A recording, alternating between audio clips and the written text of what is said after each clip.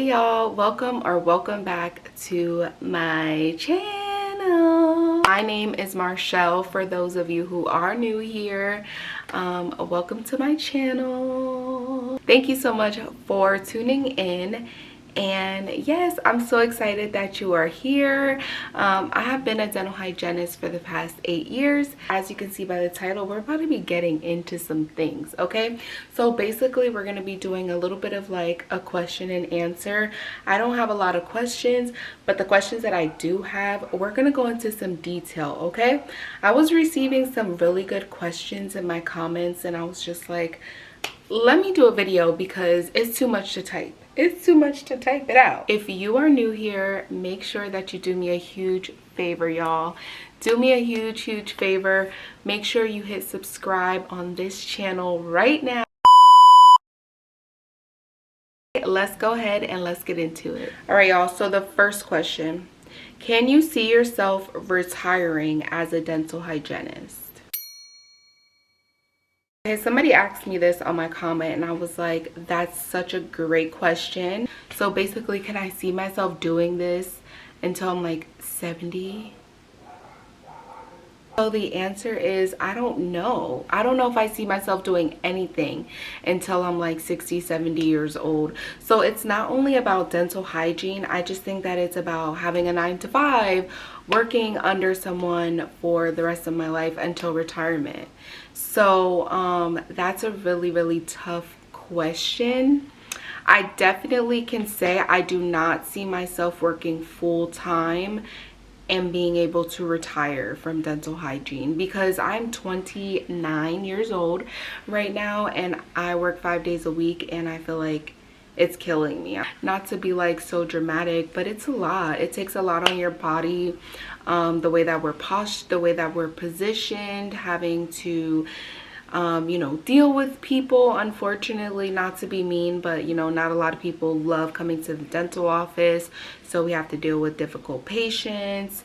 You know, just the everyday routine of dental hygiene, you know, flipping the room, cleaning your patient's teeth, waiting on the doctor, and you know, that cycle can be repetitive and it could just be like you could start to get bored with it in a sense. So doing it 5 days a week is a lot. So I definitely know that I can't see myself doing it full time until I retire.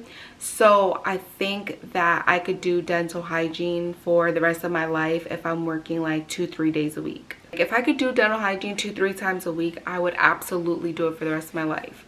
But if I have to work 40 hours Monday through Friday doing dental hygiene until retirement, Lord, I mean, I pray that I don't have to, but if I had to do that, I would be probably a little bit over it.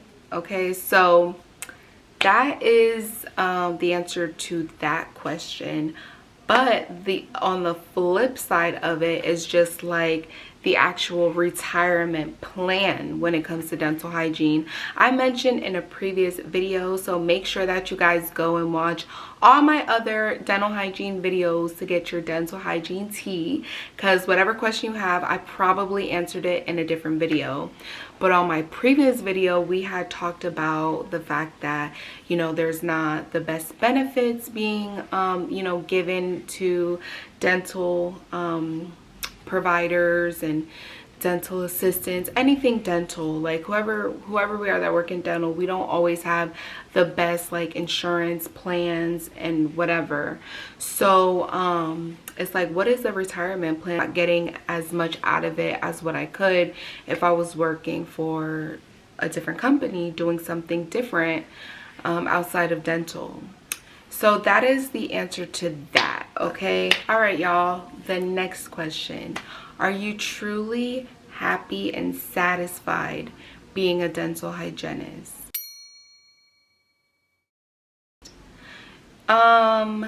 It's like I don't necessarily want to work under somebody else's rules, you know, 5 days a week, 40 hours a week. That's just honest, and I just feel like most of us feel that same exact way. I would say that's the only thing, but other than that, I truly, truly do love being a dental hygienist. I'm a people person, and I was not always a people person. When I first started dental hygiene, it was difficult for me. I was like, wait, I have to talk to people every day? Like, they're not just gonna open up and I clean their teeth and they could just go. Like, I had to realize, like, no, I need to talk to people. I need to build relationships. I need to educate. So I like became a people person dealing with people in this field. So I truly do love what I do. I feel, and I say it like humbly, because God has gifted me. Like, if you would have seen me where I started in 2016 versus Marchelle now in 2024, RDH wise and person wise, of course, like, as you grow in your career, you grow in life. As you grow in life, you should be growing in your career and self-development and all the things. The dental hygienist I was in 2016 compared to now is just totally, totally different. And it's because of God that has graced me, has like taught me, has worked with me, has been patient with me, has been diligent, has put me through the right things at the right times. Like, in the moment, I probably thought that those things were awful. I probably thought the office was awful, the people I was working with were awful, but all of that was just building me up to become the hygienist that I am today. So I can truly say that through all of that, I'm really good at my job. I'm really, really, really like confident that I'm really good at my job. And I like, again, I'm saying that humbly because I was not always at this point. I was not always confident that I was the best. And honestly, I could say, like, this is probably something brand new to me, like within the past year, that I've just become like, I know what I'm doing. Mind you, y'all, I am 8 years deep in, and I'm like, this is like around the time, like probably within the last year, that I'm like, I know what I'm doing. I'm confident in what I'm doing. I'm great at my job. I'm gonna go in and I'm gonna kill it. It comes with time. But to answer the question, yes, I am really, truly happy and satisfied.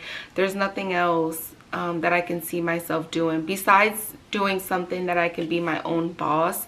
But even like here, like on YouTube, it's like I wanted to like make a channel that was like vlogs and vacation and living my life, blah, blah, blah. But I found myself talking about dental because it's what I know, and it's a part of me. It's like what I can offer to the world is like information about dental and oral health. It's a part of me. So yes, I am. I really, really am. I do love it. I just think that work is work. Like, who loves going to work? Who's like, I can't wait to wake up at 6 o'clock in the morning and head to work? Like, no. I want to sleep in a little bit more. I want to eat some good breakfast. I want to, you know, do my thing in the morning time and go in when I feel like it. And then on top of that, I might not ever feel like it, so I ain't going today. Like, of course, who wouldn't? Who doesn't want that? You know, we all want that freedom to just do whatever we want. But the reality of it is that we have to work. So yes, with all that being said, absolutely, I'm happy, I'm satisfied, can't see myself doing anything else. I did think about going back to school to be a dentist at one point, but I kind of paused that. I'm not really sure. I feel like I love dental, and I think that I will be a great dentist when it comes to connecting with patients and, you know, going over treatment plans and coming up with the best treatment for patients, and also just being able to offer more to the communities that need it, because dental is so expensive. So, you know, I would love to be able to be in charge to host more free dental days, to give, you know, more discounts on dental treatment that are needed. Like, I see myself as a dentist like picking like a few, you know, big cases a year where I do it free of charge. So that would be like a huge thing that would make me be a dentist. Like, that was like my that was what was like kind of pushing me to do it. But then I kind of, you know, was in school and I was like, do I even see myself doing the actual procedures? Like the fillings, the crowns, the root canals. I'm like, child, that looks like a lot. And then on the top of it, you're doing all that. And then you got to answer hygiene calls. You got to deal with all the patients. Like, I just be looking at our schedule and I'd be like, dang, the schedule is busy today. And the doctor literally has to see every single patient on the schedule. You know, like he has to touch every patient on hygiene side, his side. Not every single patient, because of course we know some patients are coming in for, you know, small things that the doctor may not need to go in there for. But for the most part, the doctor's like always needed. So it's like, it seems like a big responsibility, and I'm just not sure really if I want to do the restorative side of things. Like, if I'm just being honest, I think that kind of held me up, because I'm like, do I even really see myself doing restorative? I'm not sure about that. But other than that, I don't see myself going back to school for like nursing or any other career field that I've seen around. Like, some of them sound cool, but it's like, once you're in your field and you're 8 years in like me, y'all, and you're like, I know what I'm doing, I'm confident in what I'm doing, it's really hard to fathom starting a new career. Now, don't get me wrong, I'm open to it. I'm like, God, whatever you have for me, I go with God. I'm like, whatever you have for me, Lord, I will do it. So I'm willing and I'm open. But at this point, like, what I'm choosing for, like, you know, myself and like what I see for myself is like dental. Like, all right, y'all, so next question. The next question, it says, do you feel like you are operating in your purpose? So is dental hygiene like my purpose? Y'all, what is a purpose? What is the purpose? See, I have like these different views of what my purpose is. So like for me, I feel like, yes, I'm operating in my purpose, but I feel like that at every season in my life. Even when I was a child to now, I feel like I'm operating in God's purpose for my life. So I feel like God will bring us through these different stages and changes, and life is just a journey, and it's a roller coaster ride. There's ups, there's downs, and I just feel like at every step we're operating in our purpose, because God makes no mistakes. So wherever he brings you, whatever season you're in, is where you're supposed to be. So that's what I feel like. I feel like there's this, maybe I'm thinking too deeply about this question, I don't know, but I feel like there's this big debate about like your purpose and working in your purpose and operating in your purpose and all these things. So am I operating like in my gifts, I guess? Like, I think that I am. I think that my gift I think that my gift is to love and to shed like the light of Christ, like be a light, you know, bring light to wherever I am. And no, I'm not always like that, because y'all, I got, you know, some issues. Definitely none of us are perfect. But I do feel like I try to do that. I try to be a light to where I am. Like, if we're talking about in dental hygiene, I feel like my patients, they love me because I try to be kind and I try to be understanding, and, you know, I try to be accommodating and just like give them a good experience.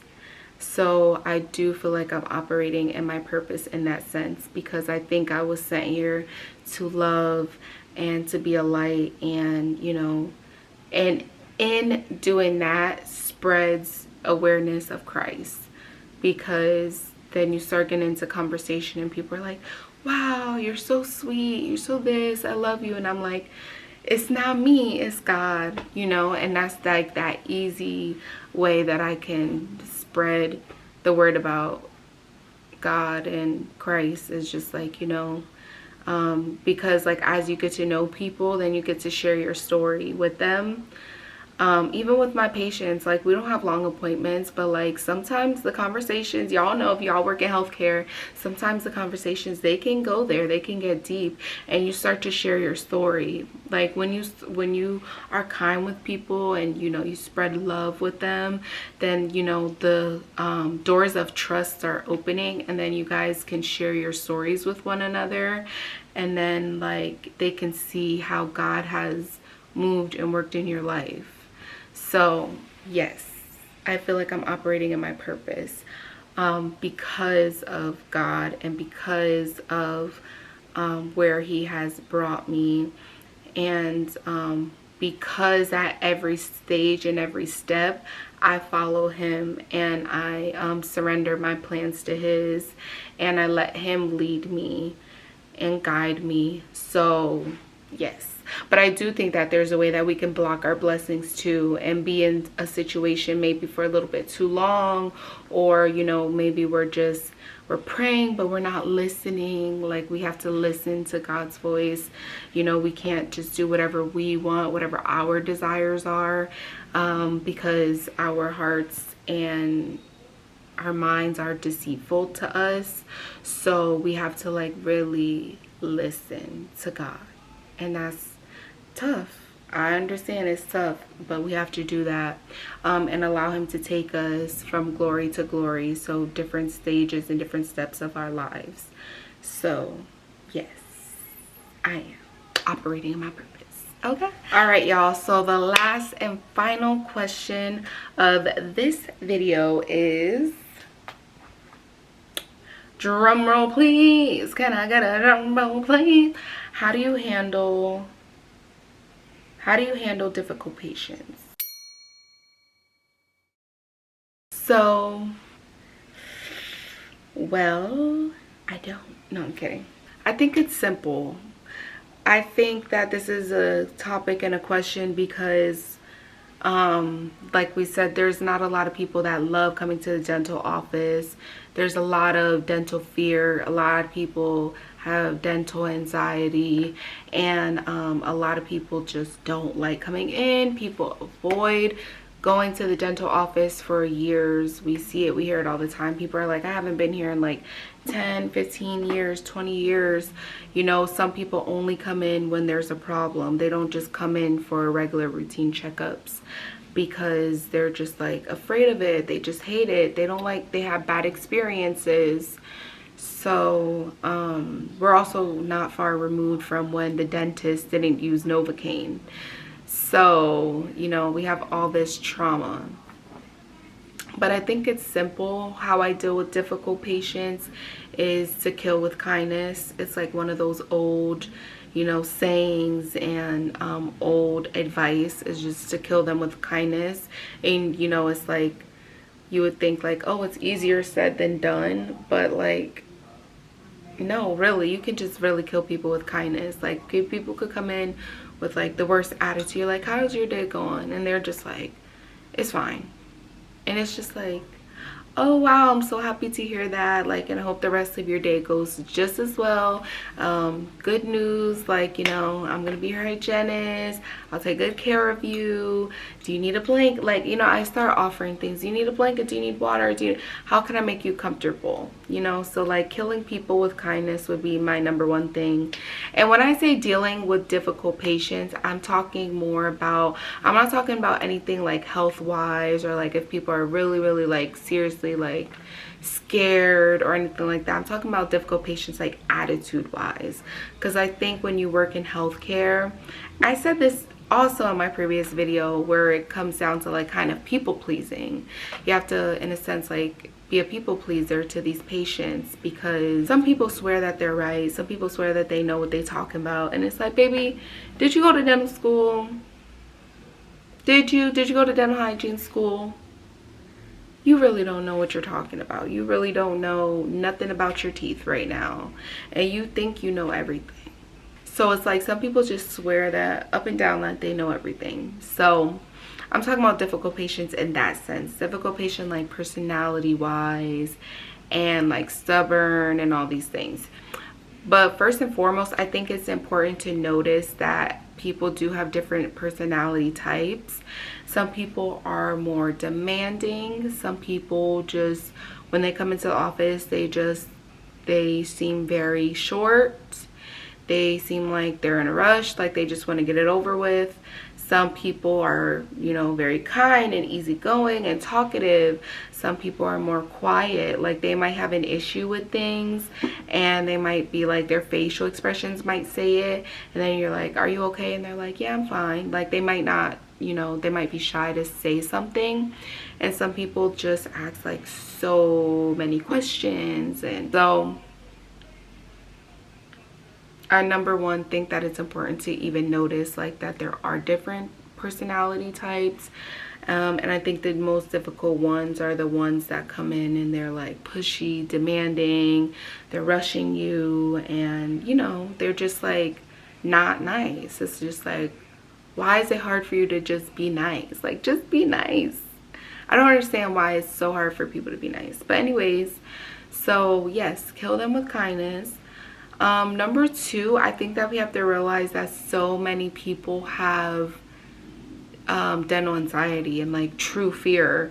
So when they're so scared, I have realized that it's not that they're just like mean and nasty. It's like they're really scared, and now they're just being mean and nasty as like a cover-up in a sense, which I'm not saying that it's right, but I notice that a lot in the dental office.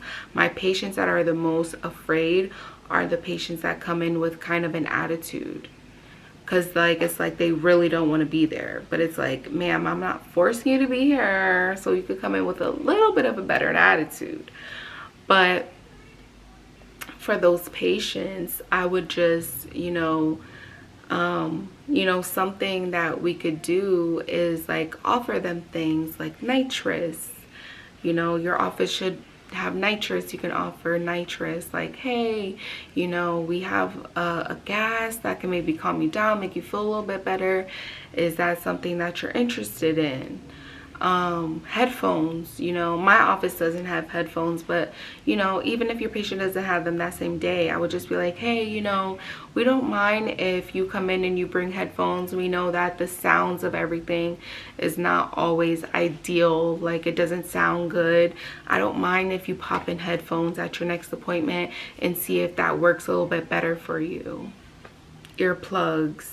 And then offer things like, you know, would you like a blanket? Would you like a pillow? You know, try to get them as comfortable as possible and see how it goes. But I would just say, like, be as kind as you can. But another thing that I think also, because we still have to work in this field every day, and people don't have a right to just show up with bad attitudes. Like, I think that's totally wrong. So I would say, you know, with remaining professional is like also be stern.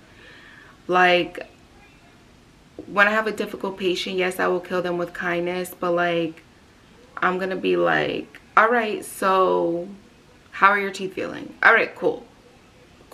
Like, all right, give me a second. We're gonna get this done. You get taken care of, you know, and then you could go. Because it's like, you can't come here and try to make my day bad. So still, like, I still don't, like, you know, they don't just get like a pass by. Like, I'm still like, you know, okay, I need you to open. I need you to open more. I need you to do this. I need you to do that. I need you to sign this. Like, you know, I don't just skip over things because of them. But I will try to, when I identify those patients, all right, you must want to be taken care of, and so you could get in and get out. So I try to be efficient at my job. I'm not skipping over things, but efficiency is different. And, you know, just trying to get through the process. Those type of patients maybe don't like a lot of detail. You know, I would talk to some of my patients, be like, how's your summer going? You took any trips? And, you know, okay, let's talk about your teeth. How's this going? How's that going? Are you flossing? What kind of toothbrush? Like, all of those different questions that I would typically ask a patient. Maybe I would not give those type of patients as much detail. I might just be like, you know, give them what what my recommendations are, show them, you know, their problem areas, you know, be like, I need you to floss more, and bada bing bada boom. Because some people who come in and are really like stern and to the point also like people who are stern and to the point, or like that's how they communicate. So sometimes you have to give what they like back. You have to like treat people as they are and not always off of your own personality, because I'm like, I could be really friendly and bubbly, but like as soon as I identify a patient like that, now I'm gonna be more stern and like just to the point, like give them straight facts, like not a lot of detail. You know, making the cleaning as painless as possible, efficient, you know, try to get the patient in and out.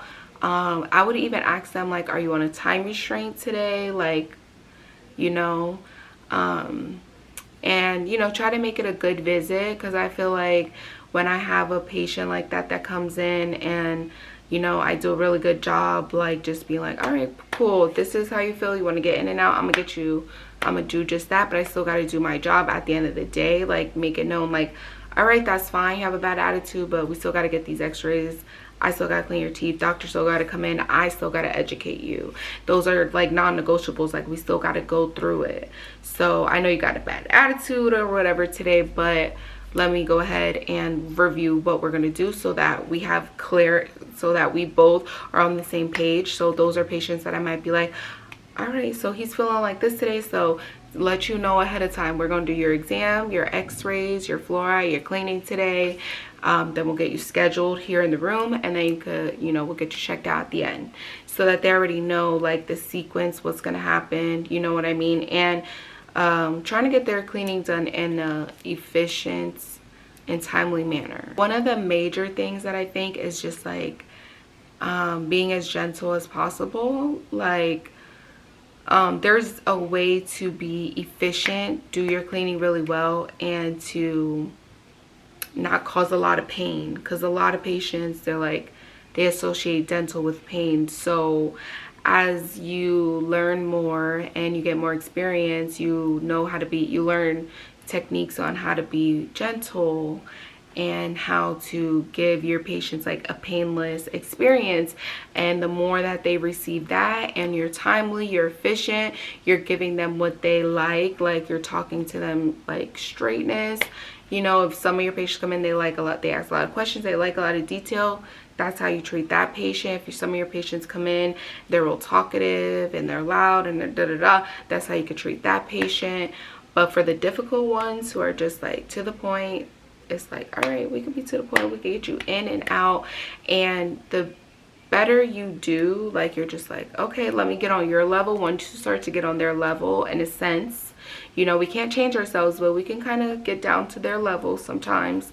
Then we can be like, okay, every time they come in, I realize for me, they get easier and easier. They open up more and more because they trust you more and more. They trust that they're going to come in, you're going to give them what they want. It's going to be painless. You're also going to still do your job. You're going to educate them. And, you know, as you start to see them, it gets easier and easier. So that is how I deal with difficult patients. And if all of that fails, go ahead and schedule them with the next hygienist. Oh! Go ahead and put them on the next hygienist schedule, because ain't nobody got time for that. You're not about to come in here with bad attitude, sir, and I got to see you every 3 months. Period maintenance, those be the worst. Oh, those be the worst. We got a difficult patient and they come in every 3 months and they actually show up. Lord, I'm like, I got to deal with you every 3 months. You gonna see Brenda. You gonna see Brenda the next time, okay? But I'm kidding, but I'm not kidding. Sometimes, you know, we gotta do what we gotta do. Sometimes we gotta switch it up. Even if, like, you know, y'all can have conversation with y'all fellow hygienists that work in the practice with you, and just be like, listen, girl, you see them this time, I see them next time, and we just gonna flip flop. Or if there's 3 of y'all, we gonna go on rotation with these difficult patients, because, you know, girl, we do it too. We do it at our office. We be like, oh no. I be like, I'm so sorry, girl, I'm gonna have to put this patient on your schedule. Child, I don't even say nothing. We just do it. And we just know once they come in and you get a difficult patient and they done seen the last hygienist last time, I'm like, oh, she set me up.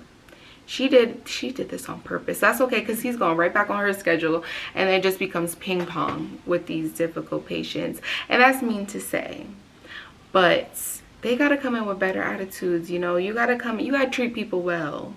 You have to treat people well and with kindness. So anyways, y'all, that is it for this video. I hope you guys liked it. I hope it was informational and helpful, and let me know your thoughts below. Let me know some of the things that you guys experience in your practice, or a specific experience that you've had, maybe with a difficult patient, or let me know if you see yourself retiring as a hygienist.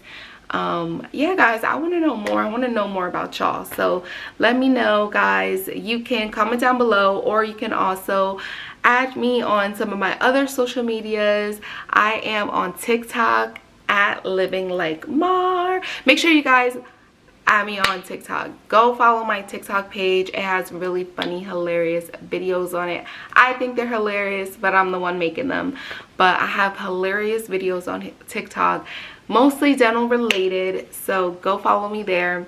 Also, you guys can add me on Instagram at marchelle Elise. I also made an Instagram page that I'm not as active on, but I'm gonna get active one of these days. It is also at Living Like Marr. So go add my other social medias, connect with me, send me DMs. I love when I get DMs from y'all. Y'all be asking me good questions.